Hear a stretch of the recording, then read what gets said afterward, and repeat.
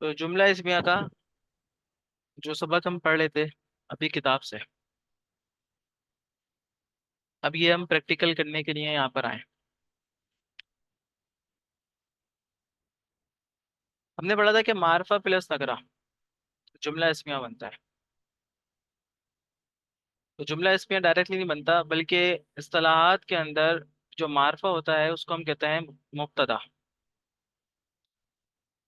اور مبتدا کے بعد والے لفظ کو ہم کہتے ہیں خبر، جو کہ ہوتی ہے نکرہ.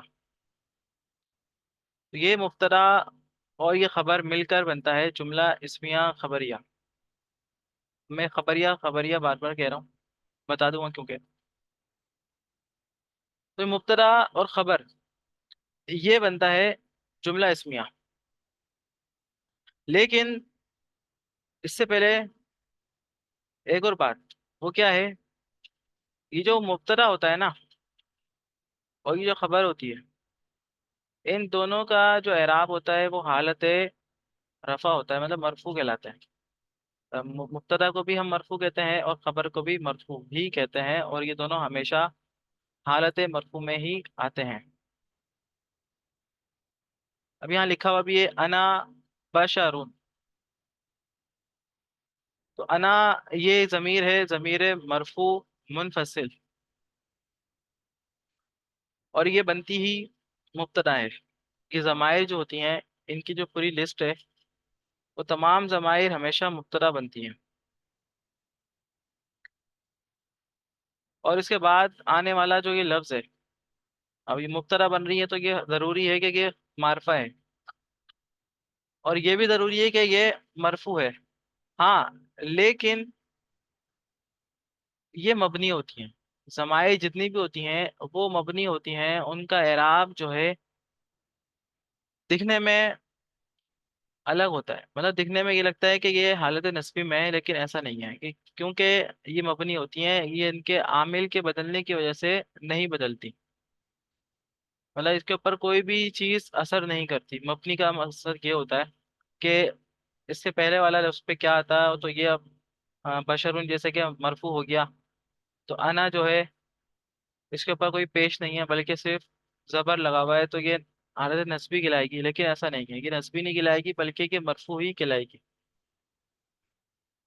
کیونکہ ضمائر جتنی بھی ہوتی ہیں، چاہے وہ مرفوع ہو، منصوب والی ہو، مجرور والی ہو، چاہے وہ منفصل ہو، متصل ہو، کیسی بھی ہو، ضمائر جو ہے ان کا ایک ہی کلر ہوتا ہے، ایک ہی مثال ہوتا ہے. وہ مبنی ہوتی ہیں اور وہ الگ الگ اعراب بیان کرتی ہیں، لیکن ہوتی وہ مبنی ہے. محلن اس کو ہم کہتے ہیں کہ یہ مرفوع. ٹھیک ہے؟ تو انا مانے میں، بشرون مانے انسان، میں انسان. یہ تو کوئی بات نہیں بنی. ٹھیک ہے؟ تو یہ کہتے ہیں کہ جب آپ معرفہ پلس نکرہ مطلب مبتدا اور خبر کا ترجمہ کرتے ہیں، تو پہلے آپ کرتے ہیں مبتدا کا ترجمہ. پہلے کرتے ہیں مبتدا کا ترجمہ. تو مبتدا ترجمہ کیا ہے؟ میں. اور بعد میں کرتے ہیں خبر کا.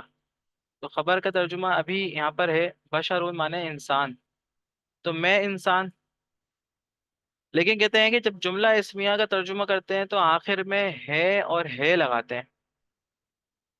ہے اور ہے لگاتے ہیں. تو دو چیزوں کا اضافہ ہوتا ہے، دونوں میں سے کوئی ایک بھی جو پرفیکٹ بیٹھے. لیکن ابھی یہاں پر اگر دیکھا جائے تو انا بشرون کا ترجمہ کیا آ رہا ہے؟ میں انسان ہوں. یہ ترجمہ ہوتا ہے اور یہی ہوگا. لیکن اگر ہم اس کے قاعدے کے تحت چلیں کہ جملہ اسمیہ کا ترجمہ کرتے وقت اردو میں آخر میں ہے اور ہے لگاتے ہیں، اگر میں لگاؤں کہ میں انسان ہے یا میں انسان ہے، تو یہ بات سمجھنے والی نہیں ہے. کیونکہ ہماری لغت کے اعتبار سے، جو اردو لغت کے اعتبار سے، اس پہ یہ جملہ فٹ نہیں بیٹھ رہا. تو اسی لیے اس کو اب ہم کچھ تبدیلی اپنی طرف سے بھی کر سکتے ہیں. اس کے ترجمے میں اجازت ہے کرنا. کچھ تبدیلی کی مراد جملے کی تبدیلی، بول چال کے اندر تبدیلی، لفظوں کی چھیڑ چھاڑ نہیں. تو انا بشرون، میں انسان ہوں، یہ پرفیکٹ آ کے ترجمہ بیٹھ گیا اس میں. کتنی باتیں بتائی اس میں میں نے آپ کو؟ ایک تو بتائے کہ معرفہ جو ہوتا ہے اس کو کہتے ہیں مبتدا، اور اس کے بعد والے اسم کو جو نکرہ ہوتا ہے اس کو کہتے ہیں خبر۔ مبتدا جو ہے وہ ہمیشہ مرفوع ہوتا ہے، اسی طریقے سے خبر جو ہے وہ بھی مرفوع ہوتی ہے۔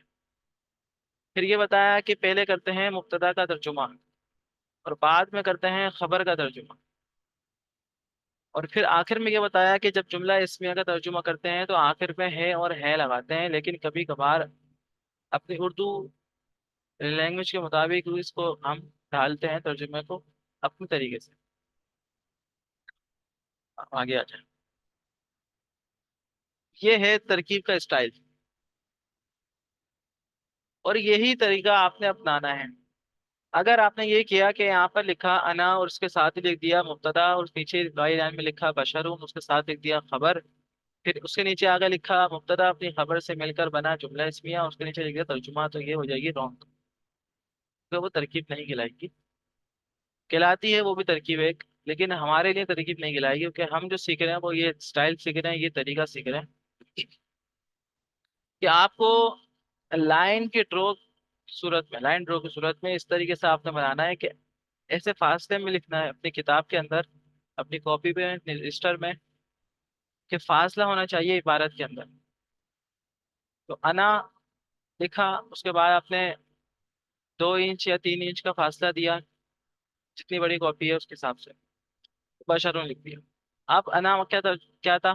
انا آپ نے دیکھا کہ یہ معرفہ ہے یا نکرہ ہے؟ آیا کہ آپ نے دیکھا اس کو یہ معرفہ ہے؟ وہ کیسے؟ آپ نے بولا کہ معرفہ کی 7 اقسام ہیں، وہ کون کون سی؟ اس میں علم، اس میں اشارہ، اس میں ضمیر، اور معرب العام، معرب الاضافت، وغیرہ وغیرہ۔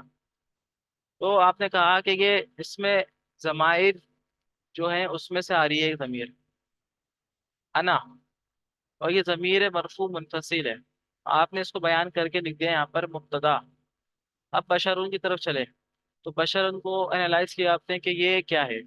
تو اس پہ آپ نے اس کو دیکھا، اس پہ تو الف لام بھی نہیں ہے شروع میں، اور اس میں اشارہ بھی نہیں ہے، اس میں موصول بھی نہیں ہے، اس میں علم بھی نہیں ہے، اس میں ضمیر بھی نہیں ہے، مطلب کچھ بھی نہیں لگ رہا ہے اس میں، معرفہ والی کوئی بھی اس میں علامت نہیں پائی جا رہی۔ پھر آپ نے اس کو 100% سوچ سمجھ کر اس کو لکھ دیا خبر۔ خبر اور مبتدا دونوں آ گئے ہیں۔ اب آپ نے یہ کرنا ہے کہ لکھنا ہے مبتدا اپنی خبر سے مل کر جملہ اسمیہ خبریہ ہوا۔ اب ترجمہ کیا ہے؟ میں انسان ہوں، یہ ترجمہ بیٹھ رہا ہے ٹھیک طریقے سے جو سمجھ میں آ رہا ہے۔ اب خبریہ کی جو بات چل رہی تھی، یہ پہلے ہم آپ کو پڑھا چکے ہیں کہ سننے والے کو، یا سننے والے کو کسی بات کا سچا یا جھوٹا وہ مان لے، مطلب یہ بات سچی ہے یا جھوٹی ہے، ٹھیک ہے، اور یا پھر اس کو وہ کوئی پیغام پہنچے، وہ خبر کہلاتا ہے۔ اسی طرح جملہ فعلیہ خبریہ، جملہ اسمیہ خبریہ، جو خبریہ ہوتا ہے سامنے والے کو کسی بات کی خبر کا پہنچنا، کوئی فائدہ پہنچنا۔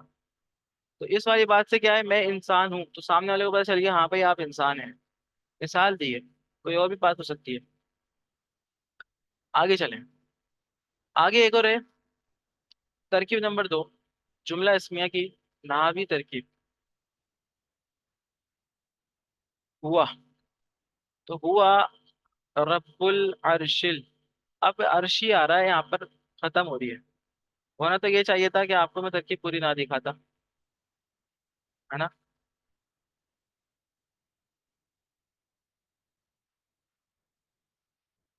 بس یہ ترکیب آپ کو دکھاؤں،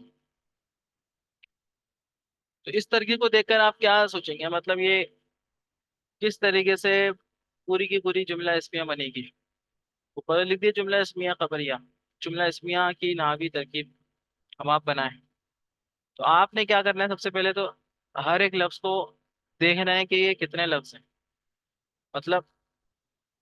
مطلب آپ نے کہا کہ جملہ اسمیہ 2 جز سے مل کر بنتا ہے، پہلا ہوتا ہے مبتدا اور دوسرا ہوتا ہے خبر۔ تو مبتدا اور خبر یہ 2 چیزیں ہیں، تو آپ جب لفظوں کو دیکھیں گے تو یہ تو 3 ہے، ہوا 1، ربو 2، العرشی 3، تو یہ تین چیزیں ہیں اور ہمیں چاہیے 2 چیزیں۔ تو آپ بولیں گے کہ یہاں پر یقیناً کوئی نہ کوئی مرکب ہے، ठीक है। मुरक्कब क्यों है? क्योंकि मुरक्कब जो है दो लफ्जों से मिलकर बनता है। अब वो मुरक्कब इजाफी भी हो सकता है, मुरक्कब तौसीफी भी हो सकता है। बस आपको थोड़ा सा अपना जहन लगाना है कि यहाँ पर आपने कौन सी बात को फिट बिठाना है। अब हुआ क्या है? हुआ इस्म है। फिर नंबर दो पे बात आती है, इस्म होने के साथ साथ ये मारफा है या नकरा है? तो आप कहेंगे कि ये मारफा है। अब कोई सवाल पूछे क्यों, तो आप बोलेंगे क्योंकि ये मारफा की इकसाम में से है। इसमें ज़मीर, ज़माइर जो है उनमें से एक ज़मीर है, ज़मीर मरफू मुनफसिल, जो कि मुब्तदा बनती है। तो आपने कहा ये हुआ ज़मीर जो है मुब्तदा बनेगी क्योंकि ये मारफा है और ये मरफू भी है। ठीक हो गया। रब्बू की तरफ चले आप। तो आपने रब्बू को देखते ही कहा कि ये रब्बू है और नकरा है, इसके बाद ये भी कह दिया कि ये मरफू है। तो आपने यहीं पे देखा और यहीं पे उस खबर बना दिया। अगर ऐसा ऐसी गलती करते हैं आप तो ये रॉन्ग हो जाएगी तरकीब, क्योंकि आपने देखना है आगे रब्बुल के बाद एक और कनेक्शन है अल अर्शी का। वो कैसे? क्योंकि आपने एक चीज पढ़ी थी, नकरा प्लस मारिफा वाली। नकरा प्लस मारिफा क्या बनता है? मुरक्कब तौसीफी। मुरक्कब तौसीफी नहीं, मुरक्कब इजाफी। मुरक्कब इजाफी। हाँ। तो जो रब्बुल अर्शी है इसमें कनेक्शन ये है कि रब्बू जो है ये नकरा है। और मरफू क्यों है? मरफू ये मुब्तदा की वजह से है, हुआ की वजह से है, जो कि ये खबर बनने की सलाहियत रखता था, अभी भी रखता है। लेकिन आगे एक और मार्फा आ रहा है, अलिफ लाम है, मौरब बिल लाम है। और ये मार्फा होने के साथ साथ ये हालत जर्री में भी है। इसमें दो चीजें पाई गई। तो आपने फौरन से आपका जो दिमाग क्लिक हुआ, आपने कहा कि ये जो है मुदाफ इलैहि हो सकता है। बिल्कुल हो सकता है, क्योंकि नकरा के बाद जब मार्फा आए तो फौरन आपने फॉर्मूला लगाना है मुदाफ और मुदाफ इलैहि का। लेकिन मेरा आपको भी देखना है। तो ये चीजें आपने देख ली, तो आप बोलेंगे रब्बू को मुदाफ और अल अर्शी को बोलेंगे मुदाफ इलैहि। अब मुदाफ अपने मुदाफ इलैहि से मिलकर मुरक्कब इजाफी होकर बनेगा खबर है।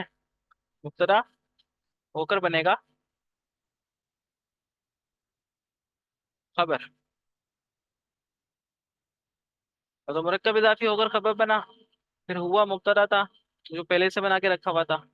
तो मुब्तदा और खबर अब पूरी एक लाइन में आ गई है। देखा ये कितनी प्यारी और खूबसूरत और कितनी साफ सुथरे तरीके से लिखी हुई तरकीब। अब ये मुब्तदा आपकी खबर से मिलकर जुमला इसमिया खबरिया हुआ। अब तर्जुमा करने की बारी आ रही है। तर्जुमा हमने करने का तरीका क्या बताया था? ये पहले करेंगे मुब्तदा का, बाद में करेंगे खबर का। तो मुब्तदा और खबर का तर्जुमा करते वक्त अब इन बातों पर ख्याल रखना है। किन बातों का? मुब्तदा तर्जुमा क्या है? हुआ। हुआ का तर्जुमा होता है वो, हो गया। अब खबर का तर्जुमा करेंगे। तो लेकिन खबर का डायरेक्टली तो नहीं कर लेंगे हम, क्योंकि खबर से पहले हमने एक और चीज बनाई है, मुरक्कब इजाफी। तो ये मुरक्कब इजाफी का जो तर्जुमा करने का तरीका था वो क्या था? पहले आप करेंगे, मुदाखिले का पता। हाँ पहले आप करेंगे मुदाफ इलैहि का तर्जुमा, बाद में करेंगे मुदाफ का। और दरमियान में हमने ये पढ़ा था कि बीच दरमियान में, किसके दरमियान? मुदाफ इलैहि और मुदाफ के दरमियान में का की के लगाते हैं। ठीक है भाई, लगा देंगे। तो यहाँ पर अब पहले हम लफ्ज बाय लफ्ज तर्जुमा करते हैं। हुआ, वो, रब्बू, रब, अल अर्शी, अर्श। ठीक है। अभी तो जोड़ें वो, फिर मुदाफ इलैहि अर्श, फिर का की के में तो क्या लगाएंगे? अर्श का। ठीक है, का लगा दें। वो अर्श का रब। अब है क्यों लगाएंगे? वो है इसलिए लगाएंगे कि जुमला इसमें जब बनता है तो आखिर में है और है लगता है, लगा दें है। तो वो कंप्लीटली तर्जुमा क्या आएगा? तो वो अर्श का रब है। समझ गए? जी सर।